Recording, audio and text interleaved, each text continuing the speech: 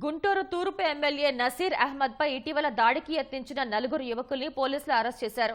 సుభాష్ చంద్రబోస్ జయంతి సందర్భంగా ఆర్టీసీ కాలనీలో జరిగిన వేడుకల్లో పాల్గొనేందుకు వెళ్లిన ఎమ్మెల్యేపై స్థానిక టీడీపీ కార్యకర్తలు ఫిరోజ్, ఇంతియాజ్, యాసిన్, రోషన్, మున్నాలతో పాటు మరికొందరు యువకులు దాడి చేశారు. తమకు చెప్పకుండా కార్యక్రమం ఏర్పాటు చేశారంటూ నిర్వాహకురాలు మొవ్వా శైలజను అసభ్య పదజాలంతో దూషించారు. దీనిపై ప్రశ్నించిన ఎమ్మెల్యేపై ఫిరోజ్ కత్తితో దాడి చేసేందుకు ప్రయత్నించాడు. ఎమ్మెల్యే నసీర్ గన్మెన్ చేసిన ఫిర్యాదుతో పాత గుంటూరు పోలీసులు కేసు నమోదు చేశారు. నిందితుల్ని పట్టుకునేందుకు 3 ప్రత్యేక బృందాలు ఏర్పాటు చేశారు. అనకాపల్లిలో ఫిరోజ్, ఇంతియాజ్, రోషన్, గుంటూరులో మున్నాను అరెస్ట్ చేసినట్లు పోలీసులు తెలిపారు. ఎమ్మెల్యేపై దాడితో పాత గుంటూరులో పలుచోట్ల పికెట్ ఏర్పాటు చేసినట్లు పోలీసులు తెలిపారు.